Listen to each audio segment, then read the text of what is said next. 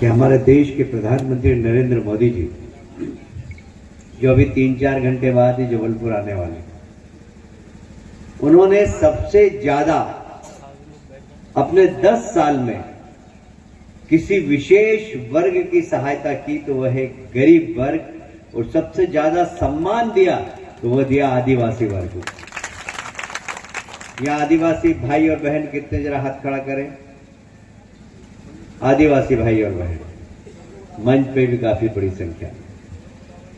क्या आपको मालूम है कि आजादी के बाद पहली बार एक महिला, आदिवासी महिला को राष्ट्रपति बनाने का काम किया? तो किसने किया बताइए मुझे। कौन है हमारी राष्ट्रपति? जोर से बोलिए जरा। ये आदिवासी भाइयों, आदिवासी समाज का मान सम्मान बढ़ाने का काम किया कि नहीं किया? सिर्फ ऐसा ही नहीं कि राष्ट्रपति बना दिया। हमारी छिंदवाड़ा की एक बहन है, उन्हें अनसुईया उइके जी, उनको पहले बनाया छत्तीसगढ़ का राज्यपाल, अभी है वो मणिपुर की राज्यपाल, है कि नहीं? महिला को राज्यपाल बनाने का काम किसने किया बताइए? हमारे फग्गन सिंह के सामने बैठे, एक बार नहीं, 2 बार नहीं, 3 बार नहीं, अनेक बार टिकट दिया, मंत्री बनाया, केंद्र में मंत्री बनाया। ये आदिवासी समाज का सम्मान देने का काम किसने किया?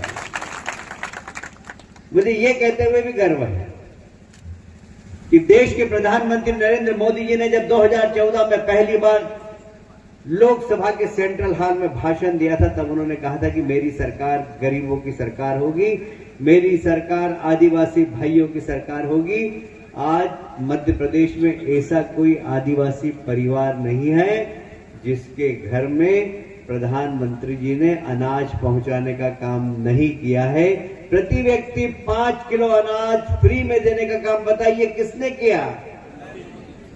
आज जिस घर में जाएंगे, अभी पाठक जी बता रहे थे कि लोकसभा में 21 लाख मतदाता हैं, उसमें से 18 लाख से ज्यादा बेनिफिशियरी जिन्होंने लाभ लिया है, लाभार्थी हैं, किसी न किसी प्रकार का लाभ लिया ही। हमारे देश के प्रधानमंत्री क्या करते थे आपको मालूम है? जब वो नौजवान थे क्या करते थे? चाय बेचते थे। मालूम है कि नहीं आपको? किस किस को मालूम, जरा हाथ खड़ा करें।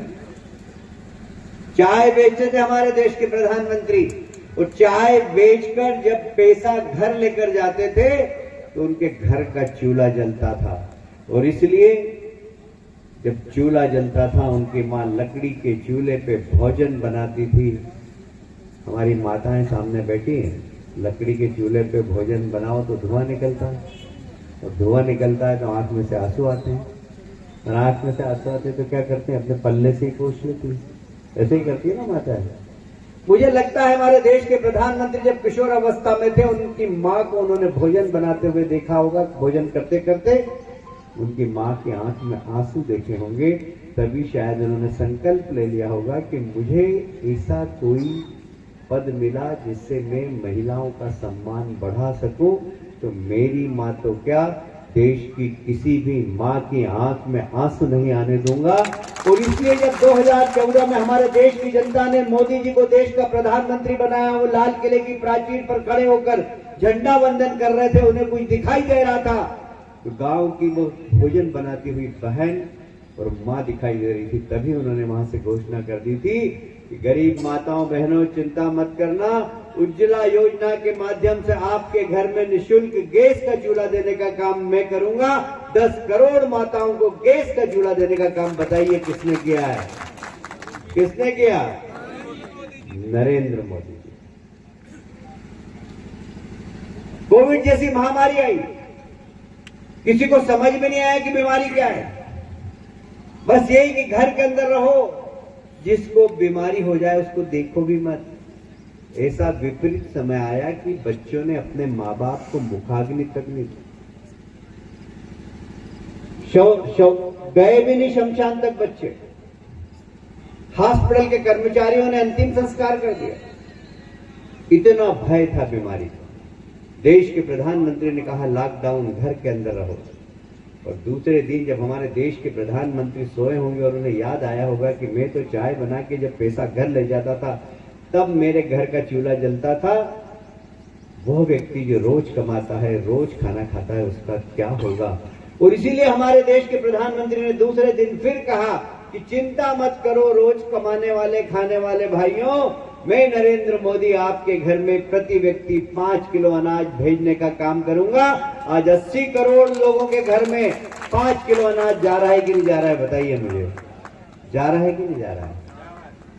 अगर फग्गन सिंह जी ने बोला कि इतने लाभार्थी हैं, उनके घर चले गए, तो यदि हमने जाके कहा कि भाई रामलाल जी आप जो भोजन कर रहे हो ये अनाज कौन भेज रहा है, मोदी जी भेज रहे हैं, तो मोदी जी को वोट देना चाहिए कि नहीं देना चाहिए। हमने अगर घर घर जाकर समझाया तो वह व्यक्ति जो इसका लाभार्थी वह निश्चित रूप से विचार करेगा। अब अनाज भेज दिया, फिर दूसरे दिन सोए होंगे हमारे देश के प्रधानमंत्री, फिर उन्हें याद आया होगा कि रोटी तो बना लेंगे पर सब्जी कैसे बनाएंगे। बोले सब्जी का पैसा मैं माता और बहनों को दूंगा। जिन माताओं के जनधन खाते थे उनको 500 रुपए एक बार नहीं, 2 बार नहीं, 3-3 बार देने का काम किसने किया कि नहीं किया, बताइए मुझे।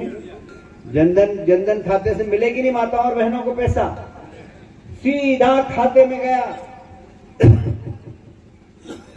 हमारे देश के एक प्रधानमंत्री थे राजीव गांधी, वो जवान तो है उनके पास, रोज बकवास करते हैं टीवी के अंदर, मोदी जी के खिलाफ बोलते हैं।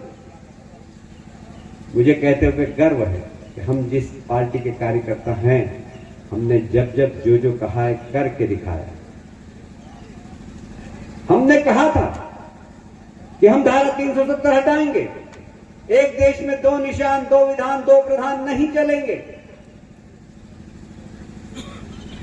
जैसे ही देश की जनता ने नरेंद्र मोदी जी को प्रधानमंत्री बनाया, गृह मंत्री अमित शाह जी बने, एक झटके के अंदर धारा 370 हटाकर जम्मू कश्मीर में आतंकवाद का सफाया काम करने का, बताइए किसने क्या काम, ये धारा 370 हटाकर आतंकवादियों का मुंह तोड़ जवाब दिया। नक्सलवाद इस देश के अंदर बढ़ रहा था। ये हमारे निर्मल जी छत्तीसगढ़ के, छत्तीसगढ़ में एक नेताओं की, कांग्रेस के नेताओं की पूरी खेप चली गई। आतंक नक्सलवाद मध्य प्रदेश में हमारे मित्र थे, कावरे जी मंत्री थे, उनकी गर्दन काट चले गए, उनके घर से आगे दूध ले जाके गर्दन फेंक दी। आज बताइए भारतीय जनता पार्टी के आने के बाद नक्सलवाद के दिखाई देता है क्या।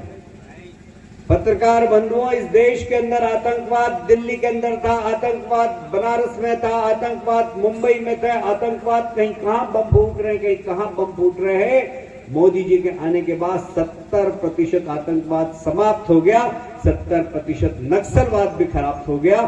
ये है भारतीय जनता पार्टी की सरकार कि देश विरोधी गतिविधियों को समाप्त करने का काम करता है। इसलिए तो बोल रहा हूं मैं कि सुबह से मौसम बड़ा बेईमान है। आपसे आग्रह है कि जब लोकसभा मंडला हम जीते तो उसमें हमारे